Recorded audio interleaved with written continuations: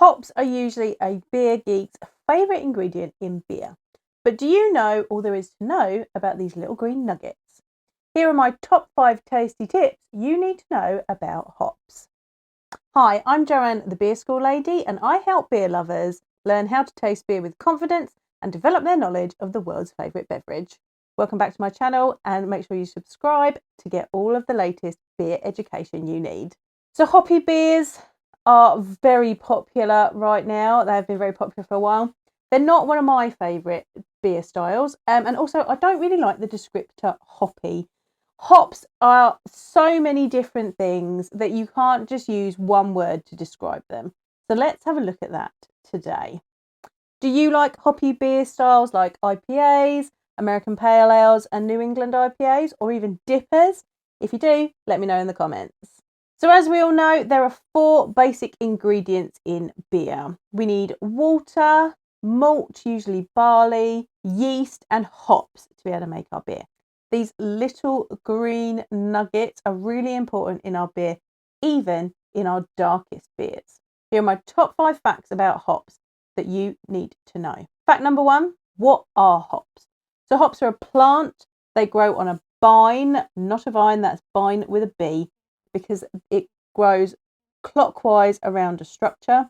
Vines, like wine vines, will crawl out and have little suckers that attach to things. So they are slightly different. Our hop is actually a little cone and it is the female part of the plant and it is related to cannabis. There are some beer descriptors that will remind you of this. If you ever heard the word dank, this also relates to cannabis. Hops haven't always been used in beer though. Before hops were used, a mixture of herbs and spices were used called gruit to flavour beer. Fact number 2, what even do hops do to beer? Well, they add bitterness, they add flavour and aroma, and they also add preservative elements. Before hops were used in beer, it tended to spoil quite quickly. The natural oils in hop cones have natural preservatives, and that's why you might have heard that story about how IPA, India Pale Ale, had lots of hops added to it to preserve it on its long journey from England to India. Hops, as we know, also add bitterness. This is really important in all of our beer styles. Malt adds a lot of sweetness and that needs to be balanced out to make it palatable. But depending on the beer style would depend on how much bitterness we need to be added to the beer. Bitterness is added by the alpha acids that are found in the hops. Each hop variety has a different percentage of alpha acids, so brewers have to pick the right one for the amount of bitterness they want. To get this bitterness, hops are added to the beer and boiled. There is a scientific process called isomerization that then, through the boiling process, the alpha acids are turned into bitterness. They also add flavour and aroma through essential oils. Think about when you open one of those lovely hoppy beers and you get that whiff of citrus or tropical fruits. That will be coming from the oils in the hop cones. But each hop has different elements of aroma and flavour, and that depends on where it's from. So fact number 3, where are hops grown and why does this make a difference? There are 4 main hop growing areas, but hops are grown in other parts of the world. Our 4 main hops by region are English hops, German and Czech hops, sometimes also referred to as European hops, American hops, and New World hops, that's Australia and New Zealand. However, there are also hops being grown on the continent of Africa. There are Asian hops being grown, so that you can find hops in other areas. These are historically the 4 main regions of hops. Though lots of interesting things are happening with hops, each of these regions have classic aromas and flavours to expect in the beers they are used in. English hops will add earthy, woodsy and herbal notes to beers. German and Czech hops are generally floral, perfumey, peppery and minty, and also sometimes get a little bit of spice from them. American hops that are used in the massive IPAs and New England IPAs that are very popular at the moment have piney, citrus, resin and tropical fruit notes. They can also sometimes have a catty and onion and garlic nature if they are used extensively. And finally, our New World hops from Australia and New Zealand showcase passion fruit, melon, pear, stone fruit and tropical fruit. You might also get a bit of white wine grape. A really well-known New World hop is Nelson Sauvin, which is actually a cross with Sauvignon Blanc grapes. So you get a bit of that white wine nature to it. It's really important that a brewer chooses the right hops for the type of beer that they want at the end of their brewing process. Of course, we are trying out lots of new things with hop growers. We're even looking at growing hops from different regions in other regions. One that's being looked at the moment is English Cascade, for example. The soil and the climate will make a difference, but hop science is really interesting, and hop growers are doing amazing things to help us produce even more delicious beers. Fact number 4, when are hops added to beer? This is really important because it really determines how much bitterness or flavour and aroma are added to the final beer. Traditionally, hops need to be added at the beginning of the boil phase of the brewing process. This helps that isomerization happen, which adds bitterness to the beer and balances out sweetness. However, you can also add hops towards the end of the boil.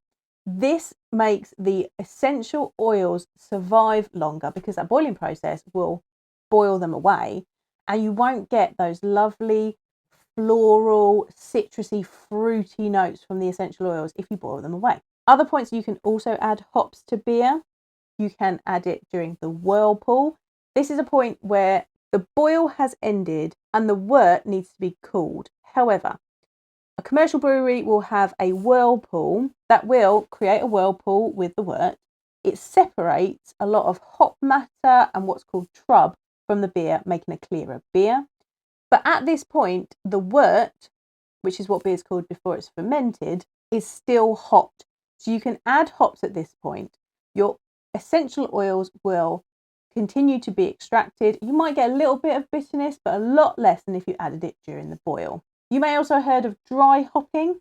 This happens after the beer has been cooled down, and hops are added to the beer almost in like a big tea bag. So you're steeping the hops in the beer, allowing those essential oils to flavour the beer, just like a tea bag. There are other times that brewers can add hops to the beer, and there's various different experiments happening to find the best ways to extract as much aroma and flavour as possible from our hops. But that's a little bit more advanced, and we'll talk about that in another video. Finally, fact number 5, how are hops stored? So you may have seen different types of hops. You may have seen them look like this. So this is your whole cone hop. You may have seen them more likely like this, where they are in little pellets. So hops are a cone. They are taken off of the vine, and then they are dried, and they can be compressed like this. This is a whole cone hop. It has been dried, and that preserves them for longer use throughout the year. I'm wearing my green hop beer t-shirt right now. You may have heard of green hops, fresh hops, or wet hops. This is a period of time around when hops are being harvested, usually the end of September, beginning of October. The hops are literally taken off of the vine and put straight into beer to create green hop, fresh hop, or wet hop beer, depending on where you are and who's giving them the names. When the hops are picked, they have to go into the beer within 48 hours, or you're going to lose the lovely flavours and aromas that you could add to your beer. The brewers near me, because I live in Kent where we grow hops, they can get hops into their beer within 7 hours of them being picked, which is pretty quick. After this period of time, they do need to be dried to save all of the aromas and flavours. As you can see on my little glass here, you can see that dust kind of here. That is called lupulin, and that is inside our hops. That's got the resins and the oils and the alpha acids in it. So whole leaf hops can be used when they're dried. They do soak up a lot of the beer though, so you lose a percentage of your beer when you use those, but they are easier to clean out of your brewing kettle. A lot of brewers will use these pellets. This is where the hops are ground down, and then they are made into these kind of little pellets that kind of look like animal food. You can get different concentrations. T90 means you've got about 90% of the hop matter in there. and T45 is even more concentrated. You've only got like 45% of the actual hop matter in there. Having less of the leafy parts of the hop is good because the leafy parts can add astringency to your beer. So it is good and good for brewers to use the pellets. They're easier to store and they are more concentrated. However, these do disintegrate straight into your brew kettle, so they can make a big mess to clean up. There are other hop products that can also be used. Some brewers will use hop oils or extracts. If you use an extract, you are going to get less off flavours over time. When a beer is allowed to come into contact with UV light, the hop oils react with UV light and create a skunky flavour. If you're using an extract, this is less likely to happen. There are certain beers on the market that you will see in clear glass bottles. They will be using hop extracts to stop this skunking happening to their beer. It's important to understand hops and other beer ingredients to really understand what's in your glass. I'm going to be looking at all of the ingredients in beer, so check out those videos in the playlist that's on your screen now. I've got a free email course that can get you tasting beer like a pro. Click on the link in the video description to join that course now.